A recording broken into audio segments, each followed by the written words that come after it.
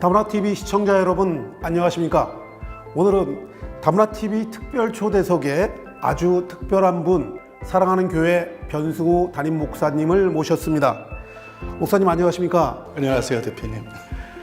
요즘 주일마다 우리 담임 목사님의 설교에 대해서 많은 다문화TV 시청자 여러분들의 반응이 아주 굉장히 좋거든요. 그래서 오늘 우리 시청자 여러분들을 위해서 인사 말씀 한번 해주시죠. 안녕하십니까. 사랑하는 교회를 담임하고 있는 변승우 목사입니다. 저희 다문화TV에서 제 설교 방송을 해주셔서 많은 분들이 또 말씀을 듣게 되고 그리고 많은 분들이 은혜를 받고 있다고 하니까 어떻게 감사를 해야 될지 모르겠습니다. 오늘 시청자 여러분 많은 질문들이 있겠는데 궁금한 점들 제가 오늘 담임 목사님 모시고 한번 여쭤보도록 하겠습니다. 자, 우리 첫 번째 질문으로 사랑하는 교회에 좀 소개를 해주시고 담임 목사님의 목회 철학이 어떤 것인지 우리 시청자 여러분들께 한번 말씀해 주십시오. 우리 교회에 대해서 소개를 하려고 그러면요, 제가 울산에서 목회하던 시절부터 간단하게 얘기를 해야 되는데요. 네. 저희가 울산에서 목회를 할 때 성도님들하고 기도를 굉장히 열심히 했는데 기도를 하다가 그런 응답을 받았습니다. 서울에 앞으로 교회가 생겨질 것이다. 서울에 교회가 세워지는데 너희가 돈 한 푼도 들이지 않고 초자연적으로 하나님의 역사로 서울의 교회가 세워질 것이다. 이런 응답을 받고 이건 사실상으로는 불가능한 문제이기 때문에 많은 사람들이 진짜 그게 응답이 맞나 그렇게 생각도 했었는데요. 얼마 후에 당시 저하고는 전혀 한 번도 만난 적도 없고 모르는 사람인데 서울에서 중복 기도팀을 이끌고 있던 지금 이제 김옥경 목사님이, 그때는 목사님이 아니었는데요. 김옥경 목사님이 기도를 하다가 울산에 변승우 목사가 있는데 그 변승우 목사를 서울로 모셔다가 교회를 개척해라. 그게 이 나라의 부흥이나 한국교회 부흥이나 또 북한 선교나 열방을 선교하는데 굉장히 중요한 일이다. 그래서 너희가 희생을 하고 교회를 세워라. 이래서 이분들이 건물도 없고 성구라든지 제가 거할 수 있는 숙소라든지 모든 걸 다 준비를 했어요. 네. 모든 걸 준비를 하고 하루아침에 초자연적으로 우리가 응답받은 그대로 돈 한 푼 안 들이고 교회가 생겨난 거예요. 네. 그래서 그때부터 사람들이 몰려들기 시작해서 오늘의 일인 것이 바로 사랑하는 교회입니다. 네. 그 다음에 저의 목회 철학에 대해서 물으셨는데 저의 목회 철학은 아주 단순 명료한데요. 마태복음 4장 23절에 보면 예수님의 사역을 요약을 했습니다. 세 가지로 요약을 했는데 회당에서 가르치시며 천국 복음을 전파하시며 백성 중에 모든 병과 모든 약한 것을 고치시니 이렇게 세 가지로 요약했거든요. 이거를 이제 삼중사역이라고 부르는데요. 우리 교회는 삼중사역을 하는 교회입니다. 그러니까 첫 번째로는 이 교리라는 것이 있는데 교단마다 차이가 있잖아요. 근본적인 것은 차이가 없지만 많은 면에서 교단마다 차이가 있기 때문에 교리는 절대 진리가 아니다. 성경은 절대 진리지만 교리는 절대 진리가 아니다. 그래서 우리는 교리대로 가르치는 게 아니라 소속 교단의 교리대로 가르치는 것이 아니라 성경적인 것만 가르치자. 어느 교단의 교리든지 성경적이면 받아들이고 어느 교단의 교리든지 성경적이 아니면 대척을 하고 성경대로만 가르치자. 그렇게 해서 성경대로만 가르치기 위해서 성경을 연구하고 그렇게 설교하고 있고요. 두 번째로는 이제 많은 학자들이 지적하는 것처럼 이 구원파적인 거짓 복음, 이게 교계에 굉장히 심각한 문제거든요. 그래서 예수님은 천국 복음을 전파했는데 회개하라, 천국이 가까웠느니라. 천국은 회개해야 갈 수 있는 것이고 예수님의 임금일 뿐만 아니라 구주일 뿐만 아니라 임금이시고 예수님을 임금으로 모셔야 되는 거고 그래서 회개를 강조하고 예수님의 주대심을 강조하는 그게 천국 복음이거든요. 네. 예수님이 전했던 천국 복음을 전하자. 그대로 복음을 전하자. 그래서 성도들을 생명의 좁은 길로 인도하자. 그렇게 힘쓰는 교회고요. 세 번째로는 우리 교회는 예수님도 그리고 사도행전에도 보면 치유와 기적들이 엄청 일어나잖아요. 그것 때문에 사람들이 몰려오고 구원을 받았는데 현대교회는 너무 설교 위주다. 이게 성경에서 너무 이렇게 미달이 된다. 네. 우리의 모델은 예수님이고 그 다음 모델은 사도행전에 나오는 사도들인데 그래서 말로만 어떻게 불신자들이나 타종교인들을 설득할 수 있겠는가. 네. 정말 효과적으로 영혼을 구원하려고 하면 기적이 일어나야 된다. 치유가 아니라 영혼 구원이 중요한 거기 때문에 기적이 일어나야 된다. 그래서 치유와 기적을 통해서 복음을 전해가지고 개교의 부흥뿐만이 아니라 열방에 할 수 있는 많은 영혼들을 구원하기를 원하는 것. 그래서 힘쓰는 것. 그것이 사랑하는 교회라고 보시면 정확할 것 같습니다. 네.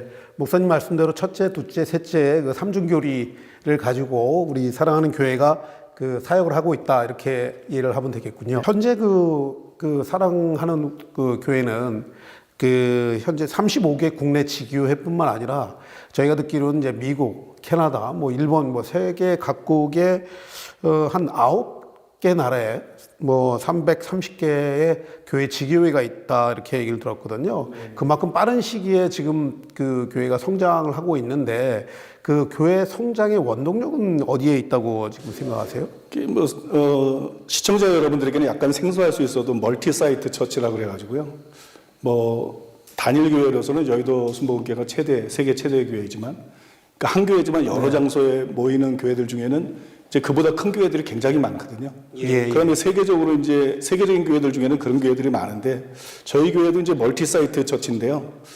우리가 많은 공격을 받았습니다. 여러 가지 이유로 많은 공격을 받다 보니까 국내 성도는 채 1만 명이 아직 안 되고요. 훨씬 넘어서야 되는데 아직은 그거밖에 안 되고. 근데 하나님께서 이제 참 답답해 할 때 아프리카 선교회 문을 열어주셔가지고 아주 폭발적으로 부흥을 하고 있어요. 네네. 그래서 그 결과 지금 우리 교회 전체 성도의 숫자, 이게 이제 등록 순자가 아니라 출석 성도인데요. 출석 성도가 13만 4천 명을 넘어섰습니다. 네. 우리 교회 부흥의 비결이 뭐냐?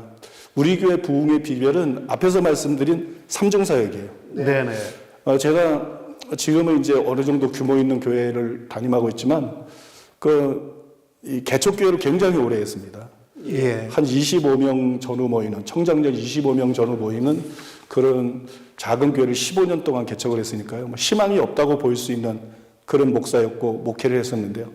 그러다 보니까 이제 돌파구가 필요했어요. 네. 하나는 성경적이기 때문에 그렇지만 또 하나는 뭔가 돌파구가 필요해가지고 제가 이제 뛰어든 것이 영성운동이었습니다. 영성운동이요? 예. 예. 그래서 영성운동 세미나도 뭐 아무튼 열심히 참석하고 몇 년 동안 굉장히 은혜 받기 위해서, 능력 받기 위해서 애를 많이 썼는데요. 그 나중에 이제 영성운동 분야에서 세계적으로 유명한 분들이 전부 우리 교회를 왔다 갔어요. 네. 강사로 왔다 갔는데 그분들을 이제 가까이 보면서 그분들의 간증은 정말 대단하고 나타났던 역사들은 굉장히 대단하지만 이게 말씀이 너무 빈약하다. 말씀이 너무 빈약한 게 최고의 약점이고 또 너무 영적인 현상에 치우친다. 뭐 쓰러지는 거라든지 웃는 거라든지 영적인 현상에 치우치는데 실제로 치유는 그렇게 강하게 안 일어나더라. 네. 실제로 치유의 기적은 그렇게 강력하게 안 일어나고 이게 너무 거품이 심하다. 네네. 그래서 이거 가지고는 정말 교회를 살릴 수가 없다. 부흥을 이룰 수가 없다. 그게 실망을 하게 됐습니다. 그래 그 다음에 정말 하나님은 나를 어떻게 목회하기를 원하신가? 네. 이 무엇이 길인가? 그거로 고민을 할 때 하나님께서 참 은혜로, 이 자비로, 이 어떻게 목회하는 것이 하나님의 뜻인지를 분명하게 깨닫게 해주셨어요. 예. 그래서 제가 그걸 길이라는 책을 통해 가지고 책을 썼는데요. 그게 뭐냐 그러면 바로 예수님이 하셨던 삼중사역이에요. 네. 교회는 사도 바울이 예수님의 몸이라 그랬잖아요. 네. 그러니까 예수님의 몸이 뭘 해야 되겠어요? 예수님의 몸이 단순히 신학자들이 하는 일을 하면 안 되죠. 예수님의 몸이 단순히 뭐 강해설교자라든지 성경교사들이 이런 일들도 필요하지만 그런 일을 하면 안 되죠. 예수님의 몸이 교회라 그러면 예수님이 하셨던 일을 해야 예수님의 몸이죠. 네. 몸소 실천하는 그런 행동들이요? 아니요, 사역에 있어서 말씀드려요. 사역의 있어서. 방식에 예, 있어서. 또 예수님께서는 요한복음 14장 12절에서 분명히 말씀하시기를 나를 믿는 자는 나의 하는 일을 저도 할 것이요 그랬거든요. 우리가 무슨 일을 해야 되는지를 말씀해 주셨다는 거죠. 네. 내가 한 일을 너희들도 해라. 그러니까 교회의 사명은 뭐냐? 교회가 사역을 할 때 마땅히 교회가 해야 될 일은 예수님이 하셨던 앞에서 설명드린 삼중사역이라는 거죠. 예. 그래서 목회를 할 때도 모든 목회자는 삼중사역을 목표로 삼아야 된다.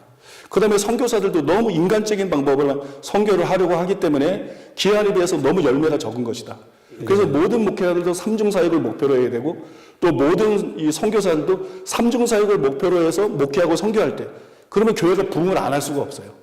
네. 뭐 시대를 초월해서 교회가 부흥 안 할 수 없고 선교사들을 통해서 수많은 영혼들이 구원을 받는 역사가 안 일어날 수밖에 없습니다. 네. 그거는 이론이 아니라 저희가 실제로 경험한 것이기 때문에 자신 있게 그렇게 말씀드릴 수 있습니다. 네. 예수님이 하신 그대로를 받아서 그 삼중 사역을 하는 그 교회가 우리 교회의 원동력이 됐다. 그러니까 다른 교회도 그런 원동력을 받았으면 좋겠다. 이렇게 정리를 하겠습니다.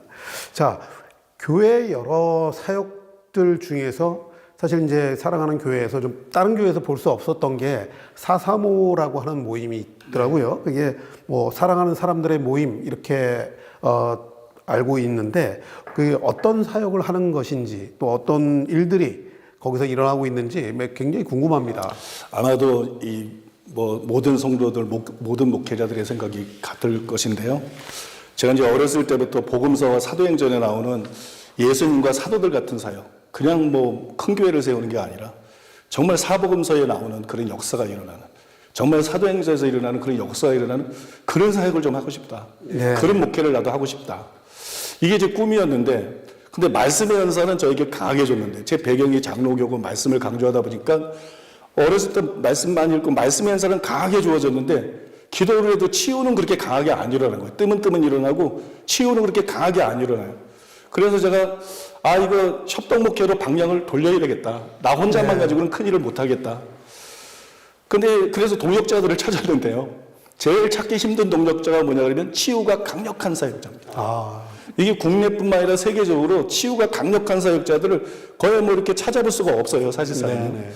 그래서 저는 치유가 강력한 사역자가 일어나게 해달라고 한 20년 이상을 기도한 것 같아요. 네. 목회자들, 부목사들도 독려하고 누구든지 치유가 강력하면 강력하게 우리가 내세우고 사용할 것이다. 이루어줄 것이다. 네네. 그래서 20년 이상을 기도했는데 하나님께서 누구를 통해서 응답하셨냐 그러면 바로 김옥경 목사님 통해서 응답을 하신 거예요. 처음에 같이 그 모신 기도하면서 목사님을 이렇게 환상에서 보셨다는 그 김옥경 목사님. 그분이 처음에는 집사님이었는데 권사님이 됐다가 그분을 통해서 일어나기 시작한 거예요. 네. 그게 2011년도인데 2011년에 김옥경 목사님을 통해서 놀라운 치유가 일어나기 시작하고 그 치유가 막 계속되니까 생겨난 모임이 마지막 주를 제외하고는 그 토요일 날 오후 2시에 모이는 이 사랑하는 사람들 모임.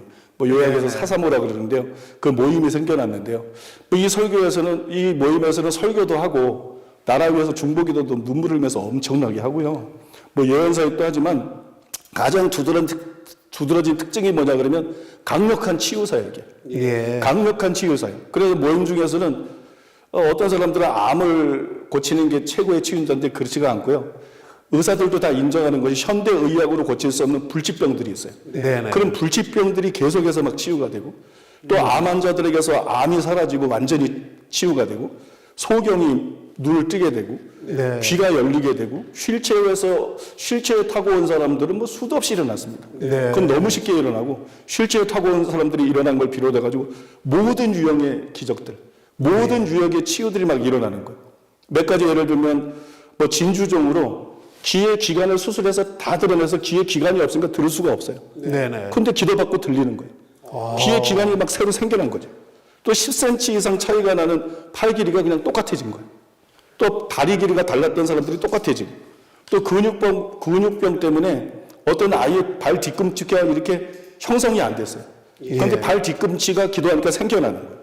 또 26년 동안 자궁이 없었던 여인이 있었는데 여자 성도님들이 있었는데 그 자궁이 생겨나 버린 거죠. 자궁이요? 자궁을 다 적출해서 수술을 해서 자궁이 없는데 병원에 가서 확인했더니 자궁이 그냥 기적적으로 다시 생겨나 버린 거예요. 이런 걸 창조적인 기적이라고 그러는데 이게 하나님만 할 수 있는 일이에요. 이런 기적들이 지금 벌써 몇 년째입니까? 11년째인가? 그때 이후로 계속 강력하게 일어나니까 이 소문이 계속해서 퍼져나갔어요. 그래서 이제는 국내뿐만 아니라 해외에서도 많은 분들이 오는데 성도님들만 오는 게 아니고 타교단에도 소문이 나서 타교단 목사님들, 타교단 사모님들, 또 타교단 선교사님들이 해외에서까지 와서 굉장히 많은 분들이 치유를 받고 있고요. 한 가지 이제 특징은 참 안타까운 사실인데 이 치유가 강하면 병자들은 절실하기 때문에 이게 돈 문제가 개입되는 경우가 많습니다. 그래서 사역자들이 변질되고 타락되는 그런 감사원금을 드리기는 하는데 그걸 이제 병적으로 강조를 하고 그러다 보니까 탐심이 들어가고 이런 일이 많은데요. 우리 교회는 435에서 일절 헌금을 처음부터 지금까지 11년째 일절 헌금을 안 거두었어요. 그냥 거저받았으니까 거저 주어라. 예수님이 말씀하지 않았느냐. 그러니까 우리는 주일 헌금으로 만족하자. 자발적으로 드리는. 주일 헌금으로 만족하고 헌금을 거두지 않고 계속해서 영혼을 섬기는. 그래서 사랑하는 사람들이에요. 우리는 영혼을 사랑하는 데만 초점을 맞추자. 그게 우리가 해야 될 일과 사명이다. 그래서 하나님의 역사가 지금까지도 계속 감사하게도 나타나고 있습니다. 435가 하는 그 사역할 사역이 정말 그 귀중한 사역. 특히나 저는 뭐 지금 목사님 말씀하셨던 것 중에서 그 우리 예수님께서 말씀하셨듯이 거저 받았으니 거저 주어라 하는 그 대목에서 저도 상당히 큰 그 감명을 지금 받고 있습니다.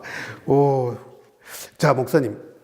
또 그 우리 사랑하는 교회가 이제 국내 그 구제 사역에도 굉장히 힘쓰시는 걸로 알고 있거든요. 그래서 특히 제가 이제 듣기로는 아프리카의 그 영혼 구원 또 선교 사역 뭐 이런 것들이 굉장하시다고 얘기 들었는데 좀 그 이번 시간을 통해서 좀 자세히 좀 설명 좀 해주십시오. 그 제가 이 가난한 집에서 태어나서요. 이 40년 이상을 굉장히 가난하게 살았기 때문에 이 구제에 굉장히 관심이 많거든요. 그러다 보니까는 이제 개척교회 때부터 계속 복기보다는 구제를 해왔는데 그 초교파적으로 이제 우리 교회는 국내의 수많은 교회와 단체들을 억 단위로 도왔어요, 보통. 뭐 그냥 억 단위로 많은 분들을 도와주었고, 그 다음에 최소한 100명 이상의 탈북자들을 그렇게 구출하는 탈북민들을 돌보는 일에도 우리가 굉장히 힘써왔고요. 또 성경에 보면 과부들을 계속 도왔잖아요. 그래서 성경의 모델을 따라서 참과부 명부를 만들어서 모든 참 과부들을 매달 지원하고 있고요. 지금 이제 아프리카 선교에 너무 많은 돈이 들어가서 좀 중단을 하고 있는데, 뭐 10년이 넘도록 오랫도록 한 15년 이상은 했을 거예요. 오래도록 가난한 성도들을 조사해가지고 전세 지원금으로 한 가정당 그 2천만 원씩 매 여러 명들에게 이렇게 지원을 했고요. 또 명절 때마다 가난한 성도들 가정을 전부 조사를 해서 명절을 따뜻하게 잘 지내시라고 일정 금액을 해마다 지원해 오고 있습니다.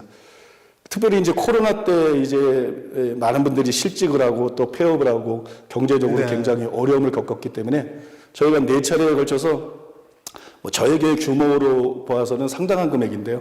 46억 1,900만 원, 약 46억이요? 약 50억 정도를 이렇게 성도들에게 나누어 드렸고요. 제가 이제 방송에서 취재를 한다 그러니까 좀 조사를 해봐라 그랬더니 우리 교회가 2005년도에 서울에 생겨났거든요. 역사가 오랜 교회는 아닌데 2005년부터 지금까지 선교하고 구제한 금액이 얼마인가 보니까는 306억 원을 선교하고 구제를 했더라고요. 그러면 요즘 우리 교회가 이제 집중하고 있는 것은 아프리카 선교입니다.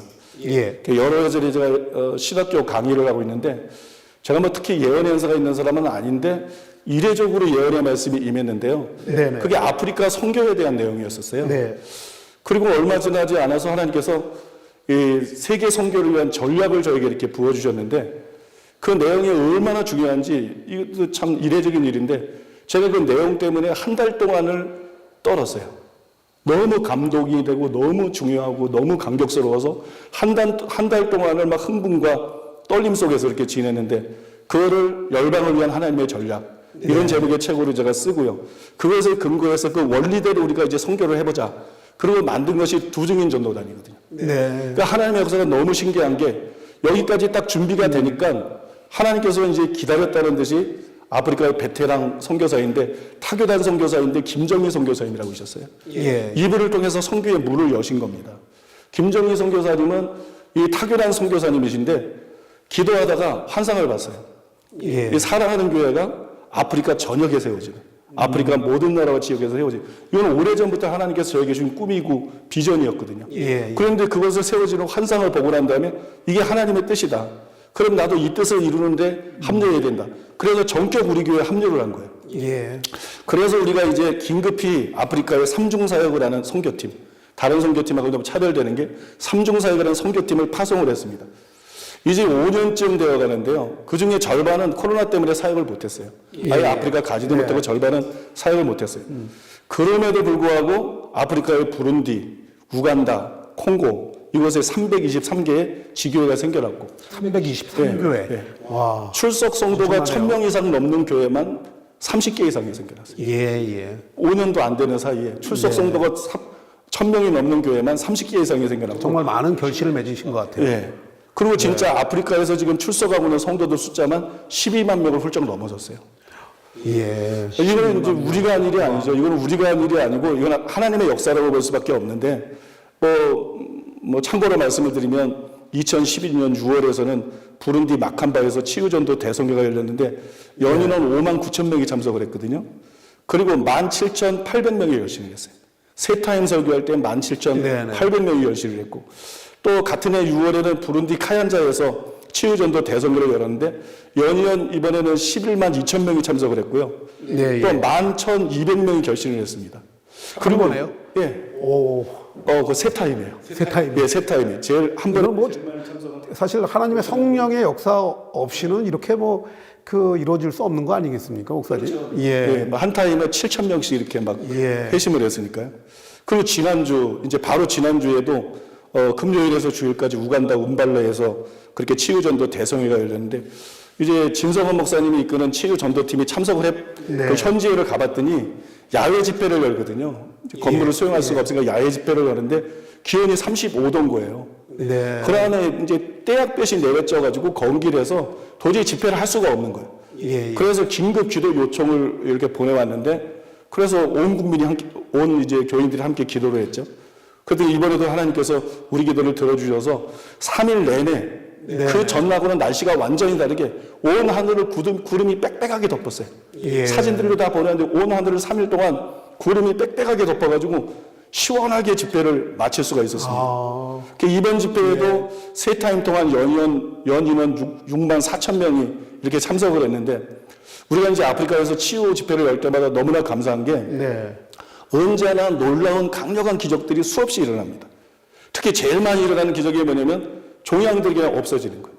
예. 몸에 보이게 나와 있는 암이나 종양들이 기도하면 그냥 사라지고 그 자리에서 없어져 버리는 이런 기적들이 아프리카에서 특별히 많이 일어나고 있고요.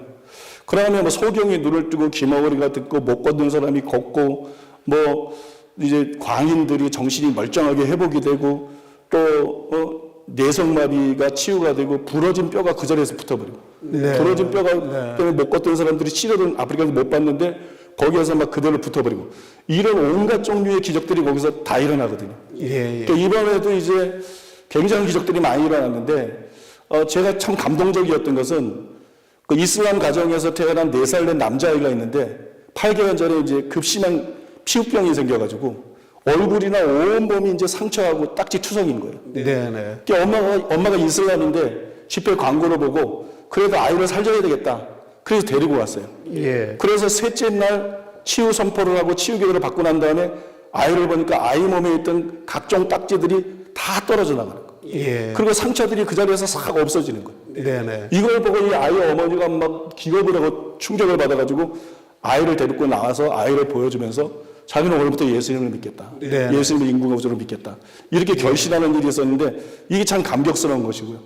하나님께서 이렇게 매번 강력하게 역사를 해주시니까 이날도 5,200명이 결심을 했거든요. 예. 그 다음에 이 세 타임의 집회 동안 10,000명이 넘는 사람들이 결심하는 이런 역사가 일어나고 있는데, 저희는 이게 하나님의 역사인 걸 너무나 알기 때문에, 우리가 할 수 없는 일이기 때문에 너무 감사하고 있고 하나님께 영광 돌리고 싶습니다. 네네.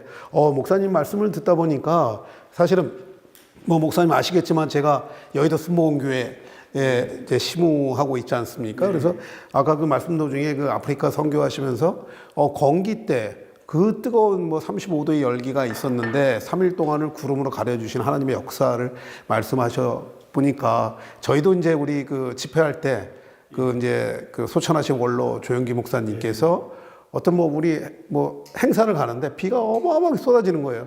야, 이거 장마 때 행사할 수 있을까? 그런데 하나님께서는 정말 그 집회 때 다 가려주시고 비를 멈추게 하시고 집회를 보게 하시고 이런 역사들이 사실은 믿지 않는, 성령의 역사를 믿지 않는 분들한테는 참 마음에 안 와닿거든요.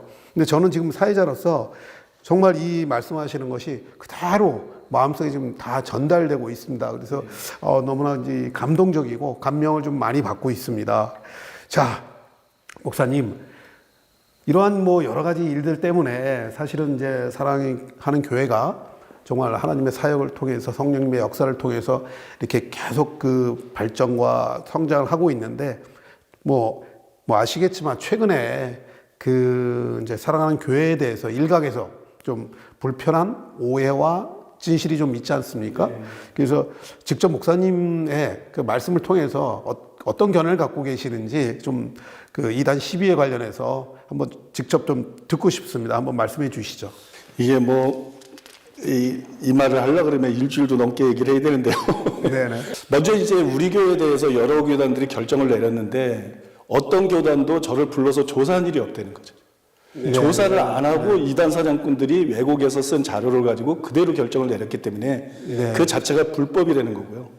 처음 저희 교회에 대해서 결정을 내린 것이 통합교단입니다. 통합교단인데 근데 완전히 거짓에 근거한 결정을 내렸어요. 네. 그래서 제가 이제 2006년 통합 사면위에서 사면을 신청하면서 뭐 무조건 나를 해제해달라 그런 게 아니라 그걸 그대로 적시를 했어요. 그것이 통합 사면위 위원장이었던 이정환 목사님이 쓴 여기 책을 가지고 나왔습니다만 그 이정환 목사님이 쓴 장자교단 길을 잃다. 예장 통합의 사면 파동. 이 통합 목사님이지만 이거 통합이 잘못됐다는 거죠. 이런 책에 그 내용이 제가 말하는 내용이 전부 나와 있습니다. 거기에 보면 사랑하는 교회 이단 정죄는 거짓에 근거한 것입니다. 이런 항목이 있거든요. 그 이제 저는 통합이 내세운 근거가 거기에서 이제 저는 통합이 내세운 근거가 전부 거짓이다 그렇게 썼는데 두 가지만 제가 예를 들어 보면은요. 통합교단에서 저를 정죄를 할 때 내세운 말 중에 하나가 뭐냐면 제가 설교 중에 이런 말을 했다는 거예요. 네. 그래서 예수 믿고 지옥 가지 말고 제대로 예수 믿고 꼭 천국에 가게 되기를 바랍니다. 예. 그러니까 예수 믿고 지옥 가지 말고 이게 문제가 된 거예요.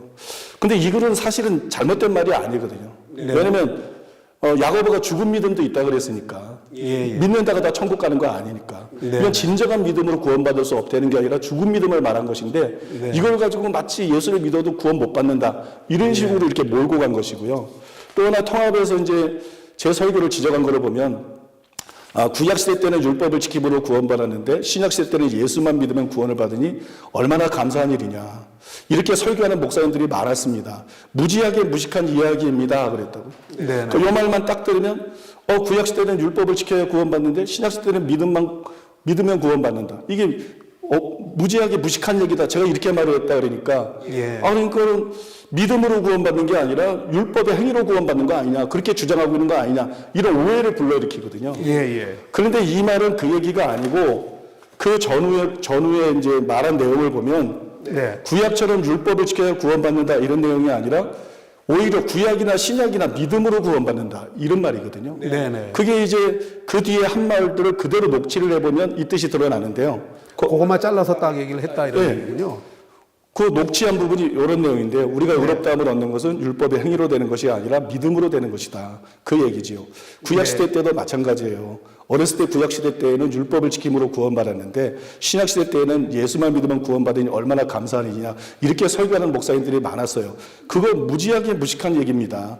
구약시대 때 율법을 지킴으로 구원받지 않았습니다. 믿음으로 구원받았습니다.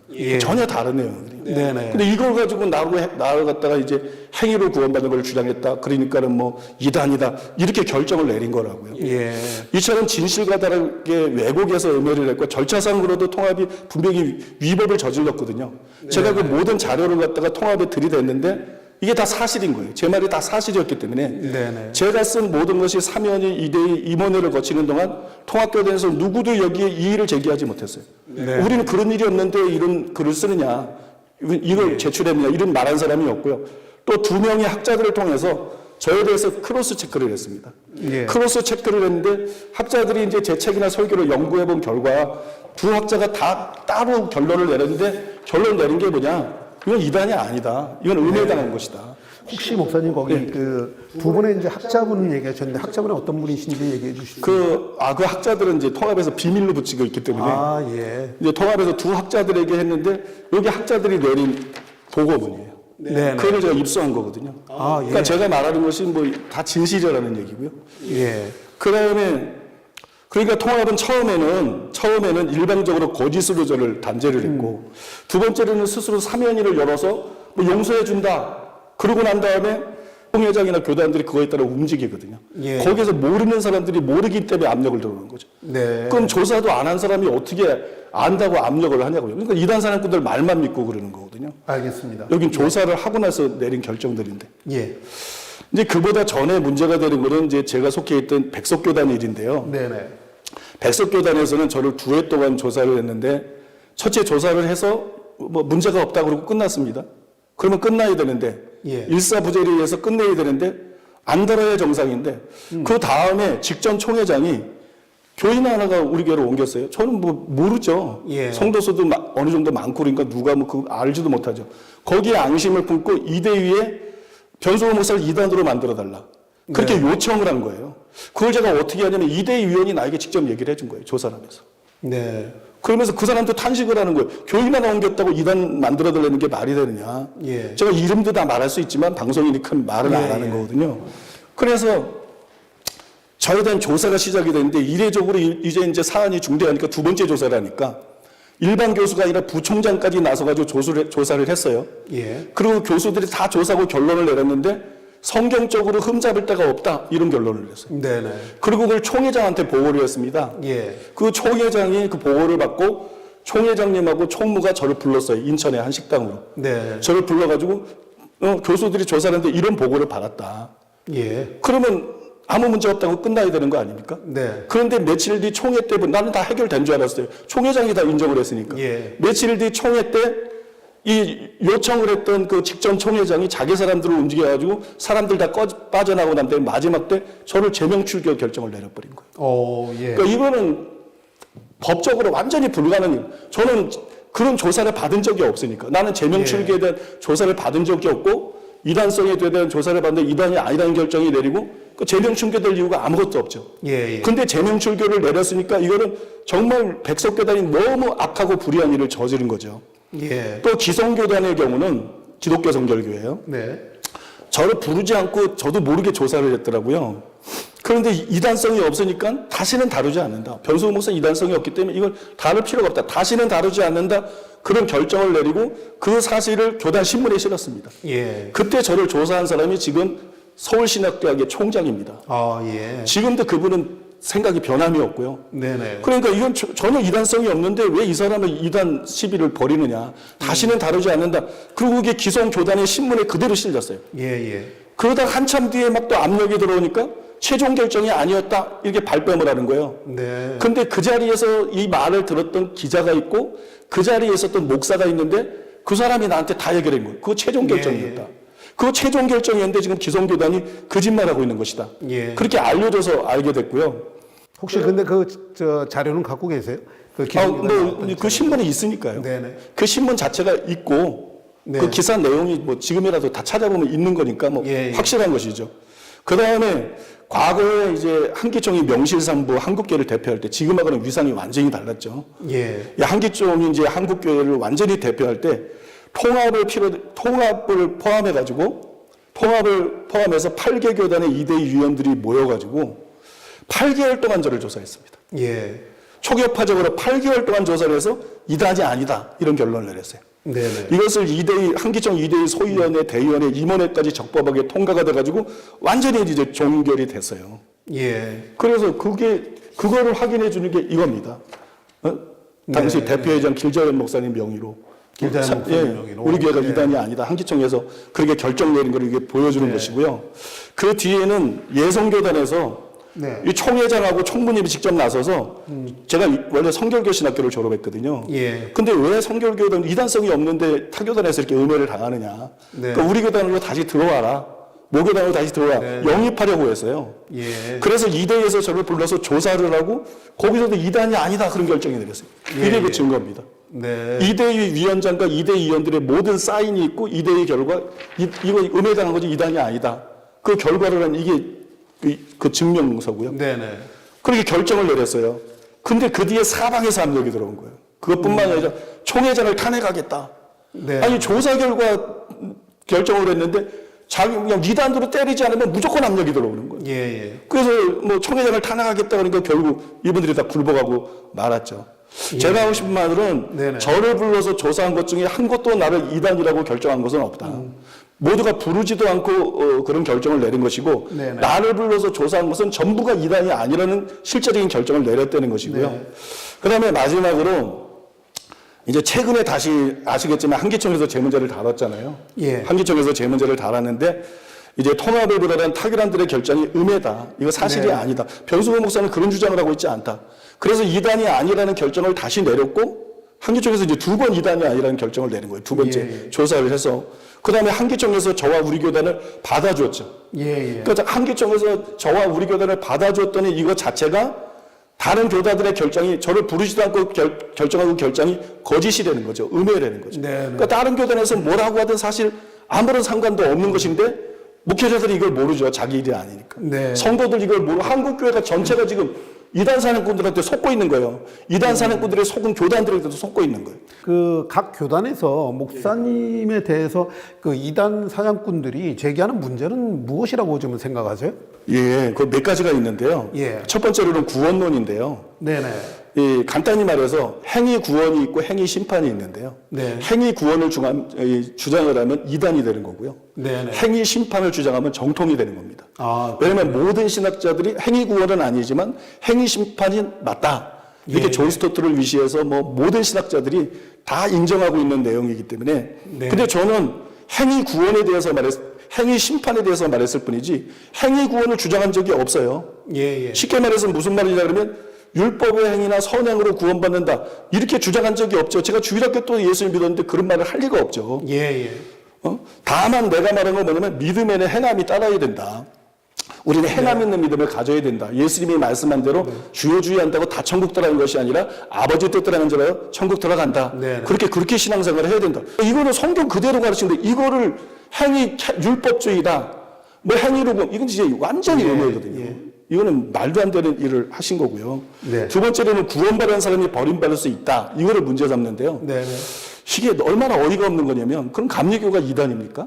순복음이 이단입니까? 순복음의 교리도 원래 구원받은 사람이 버림받을 수 있다는 겁니다. 네네. 조용기 목사님의 고린도전서 책에도 제가 조 목사님 책은 다 갖고 있거든요. 예, 예. 거기에도 그게 나와 있습니다. 네네. 그 다음에 이거 성결계 교리입니다. 이거 다 이단입니까? 네네. 근데 어떻게 장로교 교단들에서 구원받을 수 있으니까 버림받을 수 있으니까 이단이다. 이거는 정말 아나무인인 거거든요. 예, 예. 장로교가 너무 이거는 오만한 것이고 아나무인이고 이거는 정말 몰상시간이라고 해요. 더 기가 막힌 거는 성결교는 자기 교단 교리예요. 근데 장로교 따라하면서 내가 구원받은 사람 버림받을 수 있다니까 문제가 있다. 이거는 너무 비정상인 거거든요. 네, 자기 교단의 교리가 그건데 그러면 네. 누워서 침 뱉기 아닙니까? 그러니까 한국교회 이단 시비가 이렇게 어처구니 없이 비상식적으로 이루어져 있다는 것을 제가 분명히 말씀드리는 것이고요. 네. 세 번째로는 성령의 은사와 계시에 대한 건데요. 네.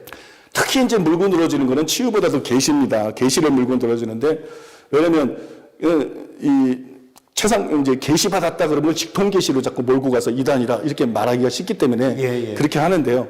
그러나 최상경 목사도 그분의 책에 보면 정경적인 계시와 은사적인 계시가 있다 네. 이렇게 말하고 있어요. 그러면 정경적인 계시를 주장하면 이단이다. 근데 은사적인 계시를 주장하면 이단이 아니다. 은사적인 계시는 오늘날도 존재한다. 근데 네. 제가 정경적인 계시를 주장했느냐 그런 적이 없죠. 네. 정경적인 계시라는 것은 자기가 쓰는 것이 성경이라는 거거든요. 아, 예. 자기가 받은 계시가 성경이라는 거예요. 네. 아니 제가 그런 주장을 할 리가 없죠. 정상적인 목사가. 늘 말씀하시는 게 성경의 말씀대로 하자 이런 얘기시니까. 그러니까 내가 무슨 성경을 쓸 수 있는 계시를 받았다는 게 아니라 맞습니다. 성령의 은사에도 조 목사님의 은사를 구분하면서도 계시의 은사라는 게 있잖아요. 예. 그러니까는 성령의 은사를 통한 사역에 필요한 어떤 부분적인 계시를 받았다는 건데 예. 그거를 직통계시 이단으로 몰고 간 거예요. 네네. 그거를 직통계시 이단으로 몰고 가니까 이거는 명백히 음해인 것이죠. 그 다음에 네 번째로는 제가 신사도 운동을 한다는 건데 네. 그런데 저는 신사도 운동을 반대하는 책을 3권을 썼거든요. 근데 저보고 신사도 운동한다면 이거 진짜 말이 안 되는 얘기죠. 예. 김동수 교수, 이 하버드 대학을 나오는 이 김동수 교수님이라고 있는데 이 김동수 교수님이 잘 설명한 것처럼 영성 운동이 다 신사도 운동은 아니거든요. 근데 이단 사냥꾼들은 이 둘을 구분을 못 해요. 네. 영성 운동과 신사도 운동은 유사하지만 다른 거거든요. 네. 예를 들어서 케네스 긴 목사님은 영성 운동의 대표적인 지도자 중에 한 사람입니다. 예. 영성 운동 분야에서 가장 존경받는 대표적인 지도자 중에 한 사람인데 이 케네스 긴 목사님은 사도가 있다는 걸 인정해요. 예수님이 나타나서 그걸 성경으로 완벽하게 설명해 줬기 때문에. 예. 그도 그렇게 안 믿었다가 사도가 있다는 걸 인정하거든요. 그러나 신사도 운동은 인정하지 않아요.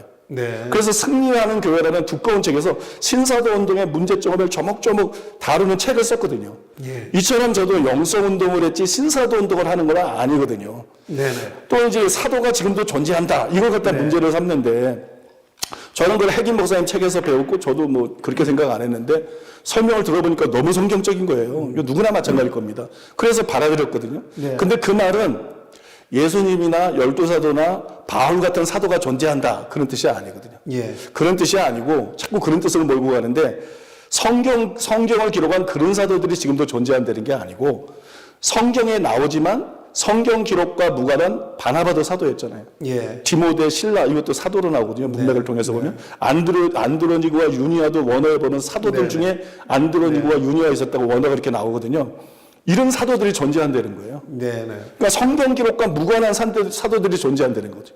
이런 사도들도 오늘도 존재한다는 것은 초대교회 문서를 통해서 확인이 되고요. 예. 그것뿐만이 아니라 제가 통합 3연위에서 다 제시를 했어요. 칼빈도 이걸 인정을 했어요. 네. 그 다음에 빌리그레암도 이거 인정했어요. 예. 박윤선 박사, 이상근 박사, 로렌 커닝햄, 후안 꺼널스, 오리티즈, 또 우리나라의 영성운동에 참석하는 수천의 목사들이 다 인정하고 있는 사실입니다. 예. 그래서 제가 이 자료를 전부 들이댔더니 통합교단에서도 이것에 대해서 이런 방구도 하지 못한 거예요. 네. 사도도 오늘 존재한다고 해서 반박을 못하는 거예요.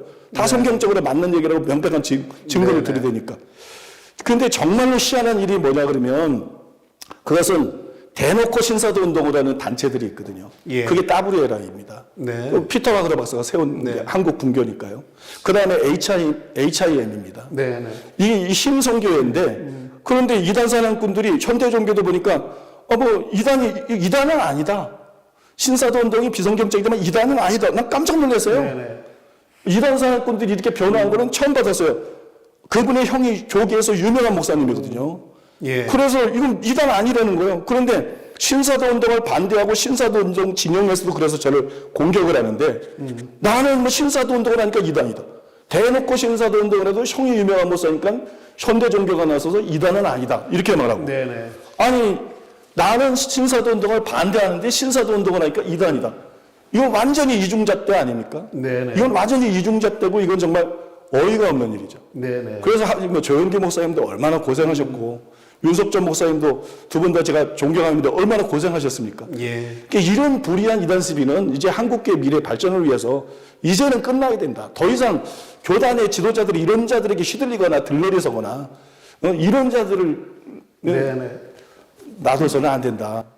결론적으로 이제 목사님 말씀을 좀 종합해 보면은 구원론에 대한 것은 율법의 행위나 선행으로 구원받는다고 주장한 적이 없다. 이렇게 말씀을 하신 거고, 두 번째는 우리가 정경적인 계시를 주장한 적이 없다라고 이제 말씀하신 거고, 또 세 번째도 마찬가지로 신사도 운동을 하지 않았고 오히려 그 반대에 서 있다. 이렇게 이제 세 가지로 이제 요점을 정리하도록 하겠습니다. 그래서 이런 이단 시비에 대해서 목사님 말씀처럼 앞으로 좋은 결과를 정말 얻었으면 좋겠다 이렇게 좀 생각을 하고요. 요거에 대해서는 저희가 이제 마무리 짓고 또 다른 내용 하나 더 여쭤보고 싶은 게 있어요, 목사님. 뭐냐면 이제 목사님께서는 이제 처음으로 이 책을 저술하신 그 처녀작을 보면 지옥에 가는 크리스천 이런 것들을 비롯해서 한 100여 권의 책을 굉장히 많이 서술하셨다고 들었어요. 그래서 이제 그 중에서 대표작이라고 할 수 있는 책들 어떤 것이 있고 또 무엇인지 그런 내용이 굉장히 궁금하거든요. 한번 말씀해 주시죠. 이게 저는 정말 이제 하나님의 은혜인데요. 제가 똑똑한 사람도 아니고 공부를 많이 한 사람도 아니고 책을 쓸 수 있는 사람은 아닌데 정말 하나님의 은혜로 말씀을 사랑하다 보니까 은혜를 주셔서 지금까지 127권의 책을 썼는데요. 제가 쓴 책 중에 이제 대표작이라 그러면 표지에도 나와 있는데 당신의 복음은 바울의 복음인가? 그 책입니다. 네. 당신의 복음은 바울의 복음인가? 이 책이 대표적인데요. 책의 내용을 간단하게 소개해드리면 첫째는 루터가 주장한 오직 믿음이라는 표현이 바람직하지 않다. 네. 이런 좀 충격적인 내용이죠. 예. 근데 이제 오직 믿음이 우리에게 굉장히 익숙한데 이게 오역이거든요. 네. 거의 한국어 성경에만 이 오직 믿음이 나오고 제가 다른 나라 책들을 많이 찾는데 오직 믿음으로 번역한 성경은 거의 없습니다. 예. 왜냐 그러면 원어에 오직이라는 단어가 없어요. 한국어 성경이 4번 나오는데요. 원어 다 찾아봤는데 원어에 오직이라는 단어는 한 번도 없습니다. 네네. 그러니까 이게 오역이거든요. 네. 그런데 학자들은 또 이렇게 말을 합니다. 이게 원어에 그런 뜻이 없다는 걸 인정을 합니다. 오직이라는 뜻이 없다. 근데 문맥상 이렇게 번역하는 것이 타당하다. 네. 이렇게 주장하는데 이게 얼마나 말이 안 되는 얘기냐면 이건 학자들이 교리적인 프레임에 맞춘 거예요. 네. 정직하게 성경을 연구를 해야 되는데 그냥 교리적인 프레임에 맞춰서 무책임한 말을 하고 있는 거거든요. 네네. 왜냐하면 이 로마서나 갈라디아서에 이제 대표적으로 오직 믿음이라는 말들이 나오는데 네네. 이 로마서와 갈라디아서 바울이 이 오직 믿음이라고 번역된 말을 사용했을 때 이슈가 뭐였느냐? 오직 믿음이냐? 회개와 믿음이냐? 이게 아니거든요. 오직 믿음으로 구원받느냐? 회개와 믿음으로 구원받느냐? 오직 믿음이냐? 제자가 지불해야 될 대가와 믿음이냐? 이게 아니거든요. 네네. 또 오직 믿음이냐? 믿음과 믿음에 따라야 될 행함이냐? 이게 이슈가 아니었다는 거예요. 네네. 그래서 그런 단어가 안 나올 수밖에 없는 거예요. 이슈가 아니니까. 이때 이슈는 뭐냐면 이때 문제가 됐던 거는 율법주의잖아요. 네네. 초대교회 때부터 계속 바울이 싸운 것이 율법주의였기 때문에 율법의 행위로 구원받느냐? 아니면 예수님의 믿음으로 구원받느냐? 이게 이슈였거든요. 네네. 그러니까 율법의 행위가 아니다 이 얘기를 하는 거예요. 네. 그리고 다만 믿음으로 구원받는다 이런 얘기를 하는 거예요. 예. 그래서 여기서 믿음이라는 말만 사용을 한 거거든요. 네. 그러니까 오직이라는 말이 제한하는 것은 율법의 행위와 선행이라는 거예요. 네. 율법의 행위와 선행이 아니라 오직 믿음으로 구원받는다 이 얘기가 되는 거거든요. 예. 이걸 좀 더 확대해 본다 할지라도 갈라디아서 4장에 보면 바울이 초등학문이라는 표현을 통해서 유대교하고 이방 종교를 한데 묶어서 설명을 했습니다. 예. 이 유대교와 이방 종교를, 왜냐면 신약시대 때도 이방 종교뿐만 아니라 유대교를 믿어도 구원 못 받는 거니까 예. 유대교와 이방 종교를 초등학문이라는 말을 통해서 한데 묶어서 봤거든요. 예. 여기에 의거하더라도 이 오직에 반대되는 게 뭐냐? 율법의 행위, 선행, 타종교 여기까지입니다. 네네. 율법 행위로는 구원 못 받는다. 선행으로는 구원 못 받는다. 타종교를 믿어서는 구원 받는다. 이게 딱 그 의미거든요. 네네. 결코 회개를 부정한 게 아니라는 거죠. 성경에 나오는. 네네. 그러면 성경을 부정하니까 성경이 모순이죠. 네네. 제자가 지불해야 될 대가를 부정하는 것도 아니고 믿음에 따라야 될 행함을 부정한 것도 아니라는 거죠. 오직 믿음은 이걸 부정하고 있는 것이 아니에요. 그러니까 오직 믿음을 통해서 최소한 선행이나 율법행위를 구원받을 수 없다. 네네. 타종교로는 구원받을 수 없다. 여기에서 설교자들이 딱 멈춰야 되는 거예요. 이 너무 중요한 얘기인데요. 예. 너무 확실한 얘기인데 여기서 멈춰야 되는 거예요. 네. 그런데 오직 믿음인데 왜 행함이 있는 믿음이 있어야 천국에 간다고 하느냐. 목사들이 이렇게 말한다니까. 네네. 성도들이 그렇게 들어서 알고 있다니까요. 예. 심지어는 통합의 한 2대 위원장은 뭐라고 말을 했냐 그러면 이런 말을 했어요. 오직 믿음인데 왜 회개해야 된다 그러냐. 예. 오직 믿음인데 회개를 주장하면 이단이다. 통합의 2대 인장이 이런 망발을 했어요. 예. 저는 귀를 의심했습니다. 그러면 예수님이 이단입니까? 예수님이 회개하라고 그랬는데 네. 바울이 이단입니까? 베드로가 이단입니까? 성경이 이단책입니까? 네, 네. 이게 도대체 저는 경악을 했거든요. 예. 때문에 저는 성경에도 없는 오직 믿음이라는 말은 그건 루터의 발언이지. 네. 그거는 연영이 있을 때 중세 암흑 시대를 거치면서 종교의 이제 초기 때 한 얘기지. 지금 시대가 어딘데 성경에도 없는 오직 믿음을 자꾸 절대화하느냐. 응? 그런 말을 이제 그만 접고 성경 그대로 하자. 율법 행위로는 의롭다만 받을 수 없다. 믿음으로만 받을 수 있다. 그러면 믿음은 회개를 수반한 것이다. 회개를 부정한 것이 아니다. 그럼 성경을 부정하는 거니까. 또 믿음의 행함을 산출한다.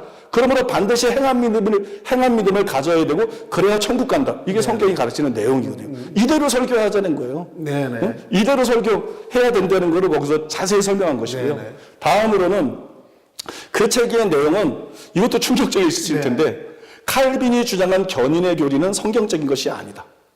칼빈이 주장한 견인의 교리는 성경적이 아니다. 저는 그 책에서 로마서 8장 30절에 영화롭게 하셨느니라. 과거 시제잖아요. 네. 이게 영화는 미래 우리 몸이 부활한 걸 보통 생각하는데 그러니까 한 번 구원은 영원한 구원이다. 이렇게 되는 거거든요. 네. 그 다음에 31절에 39절에 하나님의 사랑에서 우리를 끊을 수 없다. 그러니까 한 번 구원은 영원한 구원이다. 이런 말이 되는 거고 칼빈주의자들이 한 번 구원의 영원한 구원의 근거로 이 구절들을 강력하게 내세우고 있거든요. 네. 근데 제가 이 구절이 그런 뜻이 아니다. 성경을 제대로 연구를 안 했다. 네. 교리의 시각으로 봤다. 이 구절은 그런 뜻이 아니다. 네. 이거를 감리교와 장로교가 아니라 감리교가 성결교의 입장에서 최초로 완벽하게 증명을 한 거예요. 예. 저도 이 뜻을 알고 싶어서 존 웨슬리 총서부터 동서공부의 모든 책을 현대 주석까지 섭렵을 했기 때문에 예. 거기서 이거를 해결을 못해요. 근데 저도 해결을 못했는데 정말 이거 가지고 고민하고 연구할 때 하나님의 은혜를 베푸셔가지고 처음으로 이거를 완벽하게 성경으로 설명하고 증명할 수 있었거든요. 네. 그거를 설명하려면 너무 복잡하고 길기 때문에 다른 기절을 통해서 제가 간단하게 증명을 해보면요. 네. 히브리서 6장 4절에 6절에 보면 한 번 빛을 받고 하늘의 은사를 맛보고 성령의 참여함 받고 하나님의 선한 말씀과 내세의 능력을 맛보고도 타락한 자들은 다시 새롭게 하여 회개케 할 수 없나니 이런 말씀이 있는데 예. 여기서 중요한 거는 다시 회개하게 할 수 없다 이겁니다. 네. 다시 회개할 수 없다. 여기서 먼저 다시라는 말이 중요합니다. 다시라는 말이 왜 중요하냐면 이 칼빈주의자들이 늘 하는 말이 있어요. 이 사람들은 진짜 구원받은 사람이 아니야. 무늬만 신자. 그거 아닙니다. 다시 나는 말은 전에 했던 얘기를 다시 한다는 겁니다. 그럼 전에 했던 얘기가 진짜라는 겁니다. 무늬만 신자가 아니라 그 사람이 진짜 구원받은 사람이었다는 것을 얘기하는 거고요. 예, 예. 그때 회개가 참 회개했다는 것을 문맥에 의해서 100% 드러내는 거고요. 네. 그 다음에 또 중요한 것은 회개하게 할 수 없다. 다시 회개하게 할 수 없다. 이건 무슨 얘기입니까? 회개를 했는데 타락을 했어요. 지금 타락을 얘기했잖아요. 타락을 했어요. 다시 회개를 해야 돼요. 근데 회개할 수가 없어요. 그럼 버림받는 거죠. 네네. 구원받은 사람이 버림받는 거죠.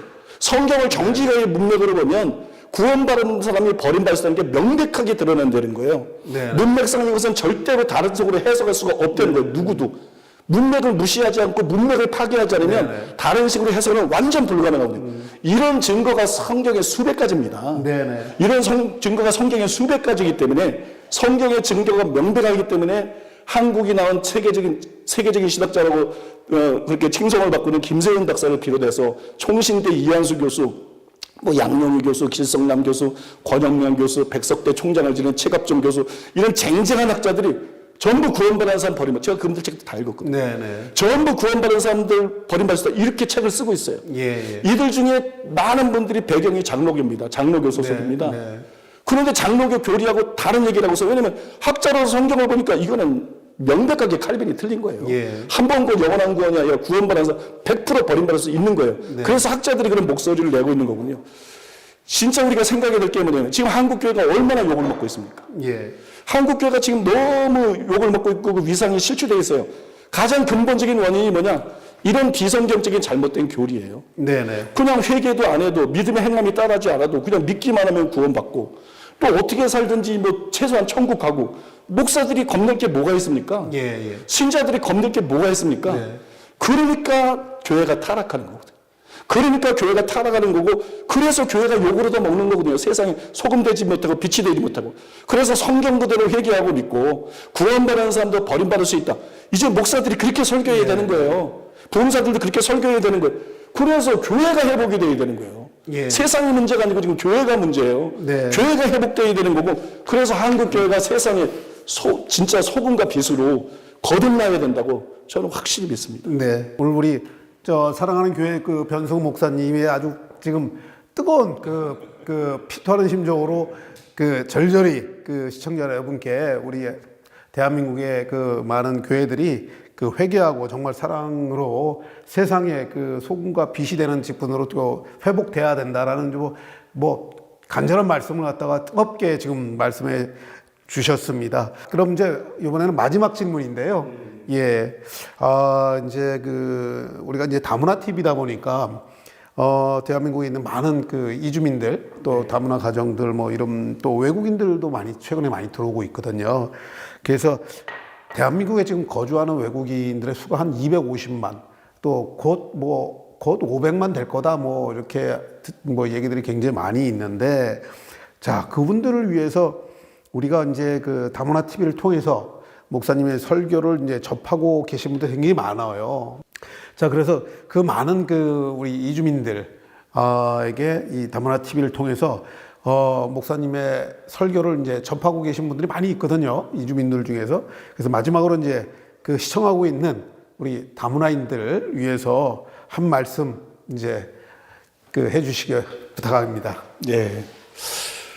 이제 우리가 해외에 나가서 저희 교회가 아프리카에 선교를 하는 것처럼 선교하는 것도 굉장히 필요하고 또 중요한 일이지만 국내에 들어와서 사는 분들, 이분들을 전도하는 것도 굉장히 또 필요하고 당연히 중요한 일이죠. 예. 근데 사실 많은 교회들이 이 일을 잘 못하고 있습니다. 이게 네네. 사각지대처럼 돼 있어서 많은 교회들이 이 일을 잘 못하고 있고 저희 교회도 이 일을 썩 잘하고 있는 것 같지 않습니다. 예. 그런데 다문화 TV가 그 사각지대를 메꿔주고 또 이렇게 그분들에게 복음을 전하는 이런 일들을 해주고 계셔서 너무나 감사한 마음이 들고요. 정말 귀한 일을 하고 계신다. 네. 그런 생각을 하고 있습니다. 제가 전국의 다문화 TV 시청자분들에게 드리고 싶은 말씀은 아주 간단한데요. 먼저는 저는 동포들에게 먼저 말씀드리고 싶어요. 네. 제가 이제 우리 성도님들에게 자주 하는 말 중에 하나가 뭐냐면 나는 한국인이 아니다. 그럼 뭐냐? 나는 지구인이다.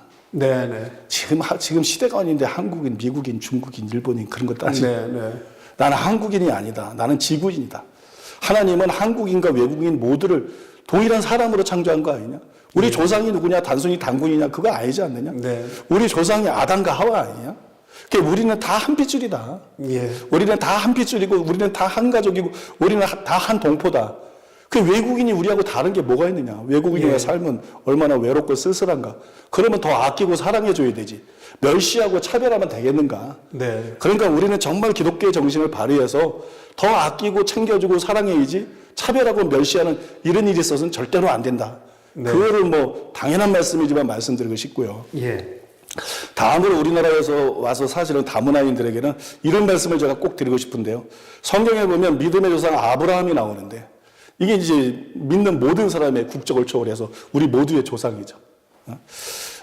아담은 육적인 조상, 아브라함은 영적인 조상. 그런데 아브라함이 나오는데 아브라함도 고향을 떠나서 타국에서 평생 살았어요. 예, 맞습니다. 타국에서 외국인과 나그네로 평생 살았어요. 그러니까 아브라함은 자기 고향을 부러워하지 않았습니다. 자기 네. 고향으로 돌아가려고 안 그랬어요. 아브라함은 이 세상이 아니라 천국에 소망을 두고 살았어요. 이게 뭘 보여주냐면 우리의 진짜 고향이 뭐냐? 우리의 진짜 고향이 어디냐? 여러분의 진짜 고향이 어디입니까? 저와 여러분의 진짜 고향은 고국이 아니라 천국인 거예요. 예. 하나님 아버지가 계시는 천국. 여기가 진짜 고향입니다. 제가 최근에 믿을 수 있는 천국 지옥 간증들을 이렇게 선별을 해서 당신의 영혼을 어디서 보낼 것인가. 네. 이런 책을 썼거든요. 네. 이 책이 전도용으로 굉장히 지금 많이 나가고 있는데요. 그 책을 읽으면 천국과 지옥이 꾸며낸 얘기가 아니라 이게 실제다. 네. 그들의 믿을 수 있는 경험을 통해서 확실히 확인할 수가 있습니다. 이 세상이면 잠깐이면 지나가는 거고 예. 이 세상은 잠깐이고 천국과 지옥은 영원한 거예요. 그래서 우리는 반드시 지옥만은 피하게 되고 네. 지옥에 가면 안 되고 우리는 반드시 천국에 가야 되는 거예요. 성공이 중요한 게 아니라 이거보다 중요한 거는 이 세상에 살 때 없는 것입니다. 그런데 천국에 가려면 어떻게 해야 되느냐? 예수님을 믿지 않으면 안 되죠. 천국에 가려면 반드시 예수님을 믿어야 되고 네네. 그리고 입으로만 주여 주여 하는 자가 돼도 안 됩니다. 교회만 다니고 아버지의 뜻대로 행하는 자가 돼야 됩니다. 그래서 제가 여러분들에게 정말 간곡히 원하고 말씀드리고 싶은 것은 예수님을 반드시 믿어야 된다. 예수님을 반드시 믿어야 된다. 이건 단순히 종교 문제가 아니다. 죽느냐 사느냐가 달린 문제다. 네. 예수님을 반드시 믿어야 되고 그 다음에 믿으려면 똑바로 신앙생활 해야 된다. 네네. 그래서 하나님 말씀대로 사는 사람이 돼야 된다. 그래서 훗날 우리가 반드시 다시 천국에서 꼭 만나자. 이 예. 말씀을 마지막으로 꼭 간곡히 드리고 싶습니다. 네, 목사님. 자, 담라TV 시청자 여러분, 오늘 사랑하는 교회 변승우 담임 목사님 특별 대담 시간을 여기서 마치도록 하겠습니다. 감사합니다.